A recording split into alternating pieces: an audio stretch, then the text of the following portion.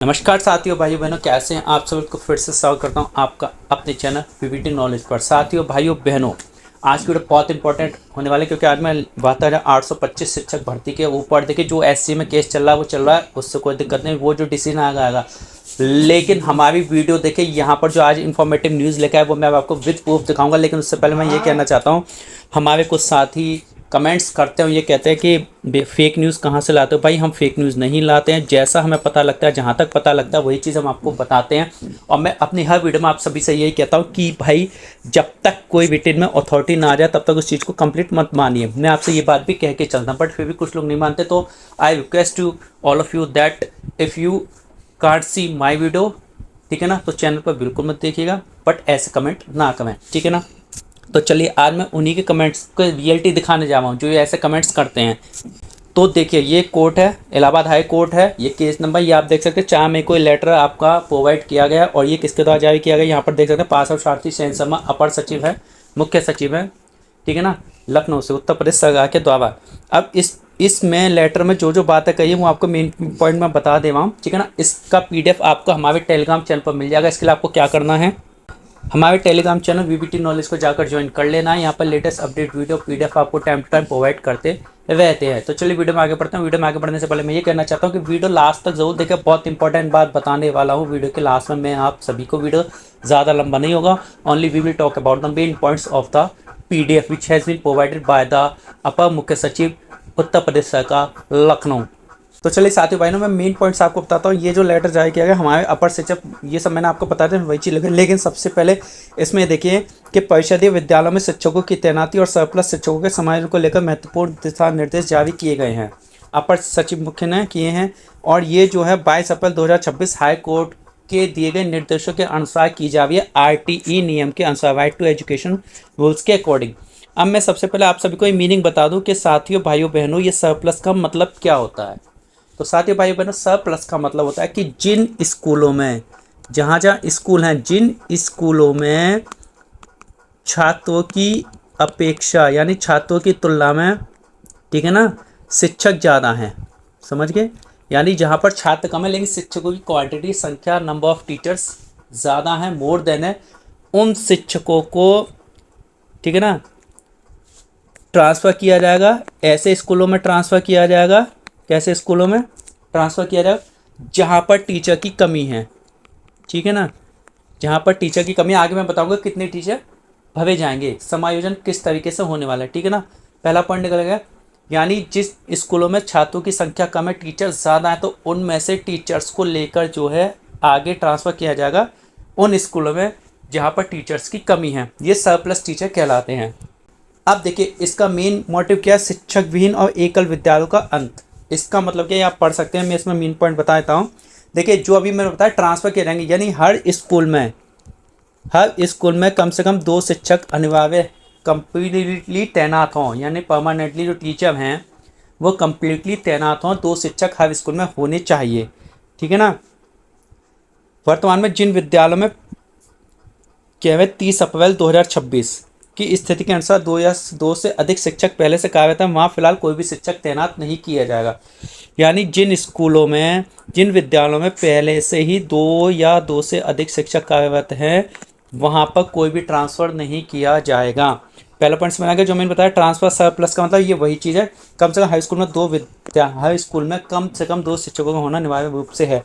अब जिस स्कूल में 1 शिक्षक है या शिक्षक ही नहीं है, अब ध्यान से सुनना, एकल और शिक्षक विहीन विद्यालयों का अंत, जहाँ पर 1 शिक्षक है या शिक्षक विहीन, या जिन स्कूलों में बिल्डिंग खाली पड़ी हैं, स्टूडेंट्स भी नहीं है और शिक्षक भी नहीं है, उन स्कूलों को बंद कर दिया जाएगा, पूरी तरह से उनको अंत कर दिया जाएगा। अब मुझे कमेंट करके इस पॉइंट पर बताना क्या ये चीज़ सही है या गलत है। अगर भाई ऐसे स्कूलों का अंत होने लग गया तो शिक्षकों की भर्ती कैसे होंगी, ये चीज़ है, सरकार को बस बहाने चाहिए भर्ती ना करने के। भाई मेरी नज़र में ये पॉइंट तो मेरे को समझ में बाहर है कि ऐसा क्यों कर रहे हो, ठीक है ना। मेरा मतलब ये, कोई भी गवर्नमेंट सही, कोई भी सरकार से बिल्कुल भर्ती नहीं देना चाहते। पता नहीं क्या इनको आफत आती है, शिक्षकों से क्या दुश्मनी इन लोगों ने बांध रखी जो भर्ती नहीं देना चाहते। इस वाले पॉइंट पर कमेंट ज़रूर कीजिएगा कि क्या स्कूलों का बंद होना सही है मायने में या नहीं है। हाँ, वो स्कूल आप बंद कर सकते हो जिनमें बिल्कुल भी स्टूडेंट नहीं है, ये बात हम मान सकते हैं। जिसमें स्टूडेंट है वो स्कूल बंद कर दिए। लेकिन जहाँ पर एक शिक्षक है, जहाँ पर एक शिक्षक है, या तो वहाँ ये सरप्लस करेंगे, सरप्लस में एक और शिक्षक का ट्रांसफर कर देंगे जहाँ ज़्यादा है, या ऐसे स्कूल में आप भर्ती कीजिए। एक एक शिक्षक से काफ़ी बड़ी मात्रा में क्वांटिटी टीचर्स की वैकेंसीज निकल के आएंगी। बट क्या है, भर्ती नहीं करनी है, क्योंकि सुप्रीम कोर्ट, जहाँ तक मैंने कहा, ज़्यादा से ज़्यादा याचियों को जॉब देने के विचार में। तो उससे पहले ही सरकार अपनी तैयारी कर रही है, रिकॉर्ड तैयार कर रही है कि हमें कम से कम शिक्षक भरने पड़े। स्कूल बंद होंगे उतने शिक्षक कम भरने पड़ेंगे। भाई आप शिक्षकों की नई भर्ती कीजिए ना। तो इस पॉइंट पर कमेंट जरूर बताइएगा। तो नेक्स्ट पॉइंट, डाटा सत्यापन की प्रक्रिया। ये चीज़ क्या है, ये प्रोसीजर देखिए। अब ग्राउंड लेवल पर आपका डाटा सत्यापित होगा। अब तक कागजों में चलता था, जो लिख के भेज दिया कि भाई इस स्कूल में छात्रों की संख्या इतनी है, इस स्कूल में छात्रों की संख्या इतनी है। तो यहाँ पर अब ग्राउंड लेवल पर खुद जाएंगे। कौन कौन जाएंगे, देखिए यहाँ पर आपके शिक्षक, वरिष्ठतम शिक्षक जाएंगे या प्रिंसिपल जाएंगे, खंड शिक्षा अधिकारी बीईओ मिलकर संयुक्त रूप से इसको प्रमाणित करेंगे। बाकी में ग्राउंड लेवल पर जाकर चेक करेंगे, अथॉरिटी देंगे कि वहाँ पर किन स्कूलों को बंद करना है, किन को खोलना है, कंडीशन के हिसाब से, आरटी कोर्ट के आदेशों के अनुसार से वहाँ पर मानक पूरे हैं या नहीं हैं। अगर पूरे में कोई दिक्कत नहीं है तो उनकी रिपोर्ट भेजी जाएगी शासन को, ठीक है ना। तो इस तरीके से समायोजन की प्रक्रिया कैसे होगी वही बताऊँगा। समायोजन जो होने जा रहा है वो किस तरीके से होगा वो अभी बताने वाला हूँ वीडियो क्लास में, ठीक है ना। तो इस तरीके से ये ना भौतिक सत्यापन 30 अप्रैल तक की वास्तविक छात्र संख्या और कार्य शिक्षकों का भौतिक सत्यापन किया जाएगा। यानी ये डाटा जो होगा 30 अप्रैल 2026 तक का लिया जाएगा। शिक्षक विहीन स्कूल, यदि किसी विद्यालय में कोई शिक्षक नहीं है तो वहाँ का डाटा वहाँ का डाटा खंड शिक्षा अधिकारी आपका और जो है बीएसए अधिकारी के द्वारा प्रमाणित किया जाएगा। यानी अगर कोई टीचर है तो वो स्कूल बंद होने की कगार पे आ जाएगा। फिर मैं वही बात कहता हूँ, भाई बंद क्यों कर रहे हो आप? छात्रों के भविष्य से खिलवाड़ कर रहे हो। एक तो कहते हो सभी पढ़ें सभी बढ़ें, रोजगार मिले, एक तब बातें करती हर जगह, जब रोजगार देने का नाम आता है तो पै बोल जाते हैं ये लोग हैं। आप इस जगह शिक्षकों की भर्ती कीजिए ना, तो भर्ती के नाम पे कोई ना इन पे पैसा ना कुछ फंड है, चुनाव के नाम पे इन पे सब आ जाता है अपने काम के लिए। अब देखिए महत्वपूर्ण समय सीमा इसकी क्या है, ये बात करते हैं। आप देखिए 6 मई 2026 को ये डाटा सत्यापित किया जाएगा और इस साइट पर डाल दिया जाएगा, ठीक है ना।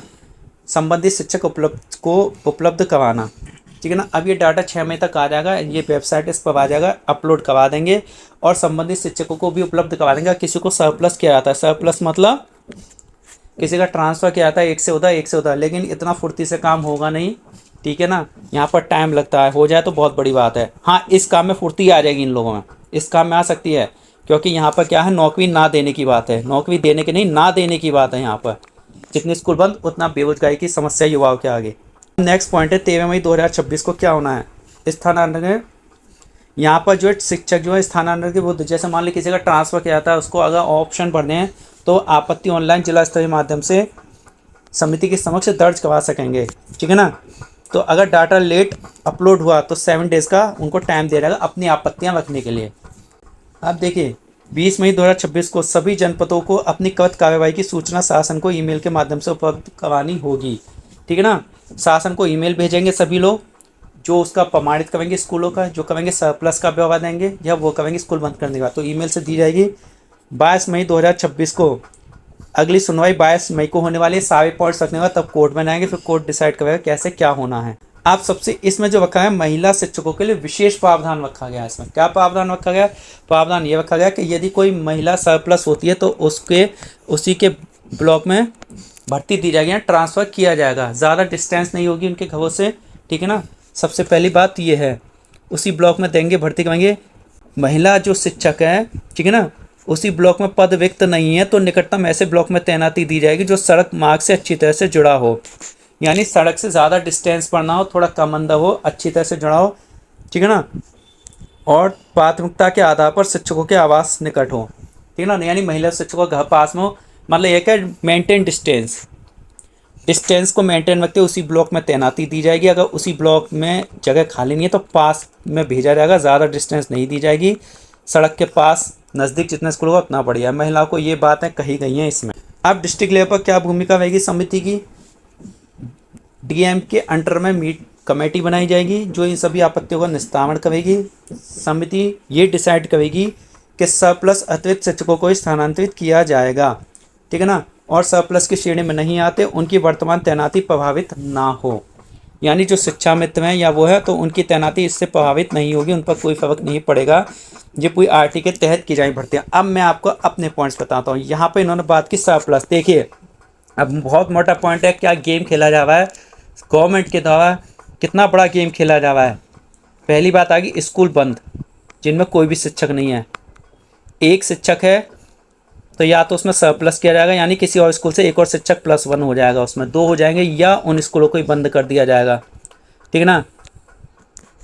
उसके बाद होगा क्या, देखिए अब जब समायोजन की बात आती है, हम शुरू से ही समायोजन कह रहे थे कि गवर्नमेंट समायोजन कर सकती है। समायोजन कोड के आधार पर समायोजन ऐसे ही होगा, उन स्कूलों तो कम कर दीजिए जहाँ पर बिल्कुल भी स्टूडेंट्स नहीं हैं। वही बात एक शिक्षक की 1%, क्योंकि एकल भिन्न भी बंद होंगे, लेकिन हम 1% लेके चला कि यहाँ पर एक शिक्षक प्लस हो गया, और जहाँ पर ज़्यादा टीचर हैं तो वहाँ रेशो बराबर करने के लिए इन्हीं में काम चलेगा पहले। उसके बाद तब देखेंगे कि अगर कहीं शिक्षक की ज़रूरत होती है तो आप लोगों का समायोजन हो सकता है इन स्कूलों में। भाई अभी तक कहाँ समायोजन का मतलब शिक्षा मित्रों को ले आ गया था, तो शिक्षा मित्रों को ही निकाल नहीं सकते, शिक्षा मित्र ही पढ़ाएंगे। उसमें एक इस टीचर है तो एक को आएगा 2, लेकिन अब उसके बाद कितनी सीटें बचेंगी, बंद होने के बाद कितना प्यावा बचेगा, वो सब पे फिर लास्ट में लिस्ट निकल के आएगी आप लोगों के समायोजन के लिए। ठीक है ना। तो इस तरीके से अब देखे बहुत बड़ा गेम खेल रहे हैं ये लोग, कोई भी हो सब। देखिए जहाँ पर केंद्रीय शिक्षा मंत्रालय जो है हमारा, उसने अभी डिक्लेयर किया था कि यूपी में कम से कम 1,43,000 शिक्षकों के पद खाली हैं प्राइमरी और जूनियर में मिला के। अब देखिए टेट होने जा रहा है, आपका टेट होने जा रहा है। मैं आपको झूठी दिलासा नहीं दूंगा, तो जो टेट की तैयारी है, जिनका टेट में सिलेक्शन होता है, नंबर आते हैं, बहुत अच्छी बात है। आप भविष्य में ये सोचिए कि भविष्य में भर्तियां ना के बराबर होनी है, या तो होनी नहीं या ना के बराबर होंगी। क्यों? क्योंकि इनके सारे कोई भी गवर्नमेंट सब वादे जुटे हैं, और देखा कि भर्तियाँ हुई तो 30 या 35,000 पद टोटली आपके निकल के आएंगे प्राइमरी और जूनियर में मिला के। ठीक है ना। जूनियर में मिला के जो ये लोग बात करें, जो केंद्रीय मंत्रालय से निकल के बात आ रही हैं। अब 30,000 + 35,000 पदों की, तो ये आपकी हो सकता है लास्ट वैकेंसीज हो सकती हैं टेट के बाद। ये मैं आपको कह रहा हूँ, ये आपकी लास्ट वैकेंसीज हो सकती हैं। इसके बाद भविष्य में कभी वैकेंसी आए या ना आए कुछ नहीं कह सकते। एक तरफ तो ये बात होगी। अब एक सरकार का डाटा देखिए, जो डाटा निकल के आ रहा है गवर्नमेंट की साइड से, लगभग 1,45,000 का डाटा आ रहा है, जबकि ऐसी बात नहीं है। काफ़ी वैकेंसीज खाली। जब इन्होंने 2016 में शपथ पत्र जमा किया था तब वहाँ पर बात की थी, इन्होंने कितने की बात की थी, मैंने आपको पहले बताया था कि लगभग आपके 2.25 लाख 1,75,000 इनके पास पद खाली पड़े हैं 2016 से। चलो उसमें भागे 75,000 भागे होंगे, कोई बात नहीं, लगभग 1 लाख। अब 1,45,000 की बात करते हैं। अभी ये लोग कह रहे हैं कि 6,170 पद खाली रिजर्वेशन के खाली हैं। इनका आप शपथ पत्र पढ़िएगा, देखिए कितना बड़ा गेम खेला सब भर्तियों के समय, कैसे क्या किया इन्होंने खुद नहीं पता कि इन्होंने भर्तियां किस बेस पे की हैं। वो शपथ पत्र मैं टेलीग्राम में डाल दूंगा आपको। ठीक है ना। चलिए तो ये था। तो भैया भर्तियों का बहुत बड़ा खेल है, भर्तियाँ इन्हें देनी नहीं है, पूरी कोशिश करिए। कोई भी गवर्नमेंट हो, किसी भी गवर्नमेंट का शिक्षक भर्ती पर विश्वास मत कीजिएगा। ठीक है ना। यही मैं लास्ट में कहना चाहता हूँ। शिक्षकों से सबने दुश्मनी मान रखी है। भर्तियाँ चाहें तो 4 महीने में कंप्लीट कर सकते, अपनी पे आ जाए, अपने काम होंगे तो तुरंत तैयार हो जाएंगे, 24 घंटे में सारा काम हो जाता है इनका। ठीक है ना। अब कैसे कोर्ट धड़ाधड़ सुनवाई कभी हाई कोर्ट, क्योंकि ये खुद करा रहे हैं इसलिए। तो बस कमेंट कीजिए, अगर वीडियो पसंद आई तो भाई वीडियो को लाइक कीजिए, शेयर कीजिए, चैनल को सब्सक्राइब भी कीजिए ज़्यादा से ज़्यादा। ठीक है ना। बहुत इन्फॉर्मेटिव न्यूज़ थी इसलिए मैं आपको लाया हूँ। नेक्स्ट वीडियो आने तक आप सभी का दिन शुभ हो। नमस्कार।